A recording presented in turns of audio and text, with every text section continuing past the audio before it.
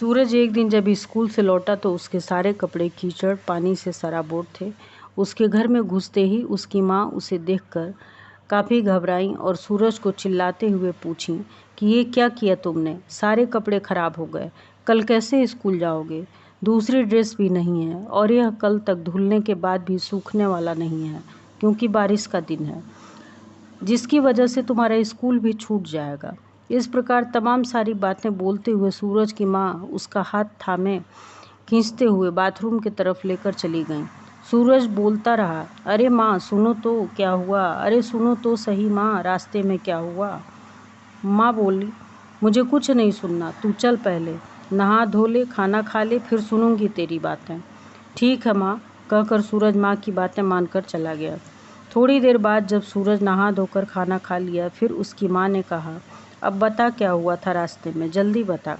सूरज बोला, हाँ माँ बताता हूँ, सुनो। जब हमारे स्कूल की छुट्टी हुई तो हम सारे दोस्त घर आने के लिए चले तो रास्ते में बारिश की वजह से पानी भर गया था। पता नहीं चल पा रहा था कि रास्ता किधर है। हम सारे दोस्त आपस में एक दूसरे का हाथ थामकर रास्ता पार कर रहे थे। तभी हम लोगों ने देखा कि एक गड्ढे में जो सड़क के पास में था, लोग उसमें कूड़ा भर दिए थे, जिससे पानी की वजह से पता ही नहीं चल पा रहा था कि वो कूड़े का ढेर है या गड्ढा। उसमें एक गाय का बछड़ा फंसा था और माँ उसका पूरा हिस्सा उसमें दब चुका था। केवल उसका सिर व पूंछ दिख रहा था और थोड़ा सा पीठ का हिस्सा।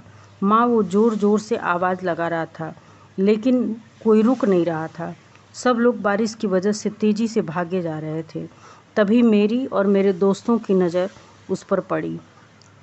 मैं और मेरे दोस्त ने प्लानिंग करके एक दूसरे की मदद से उसे खींच कर निकाला।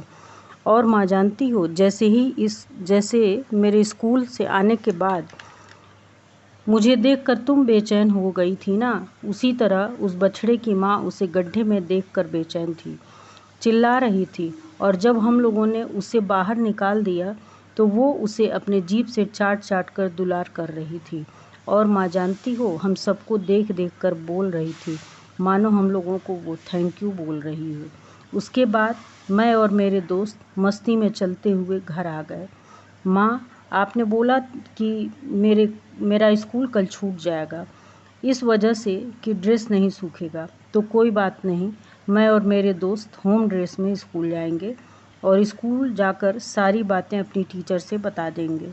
हमें कोई पनिश नहीं करेगा। सूरज की माँ इतना सुनकर भाव विभोर हो गई। बोली, बेटा मुझे तुम पर और तुम्हारे दोस्तों पर गर्व है। मैं स्वयं तुम लोगों के साथ स्कूल चलकर प्रिंसिपल से बात करूँगी। अगले दिन सूरज और उसके सभी दोस्त स्कूल गए, किंतु होम ड्रेस में होने के कारण प्रिंसिपल ने उन्हें लाइन से अलग खड़ा कर दिया।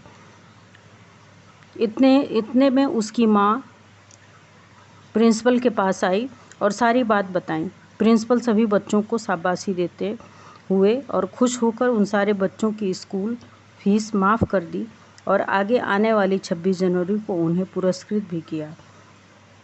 इस कहानी से हमें ये शिक्षा मिलती है कि हमें सबकी मदद करनी चाहिए, चाहे वह इंसान हो या जानवर।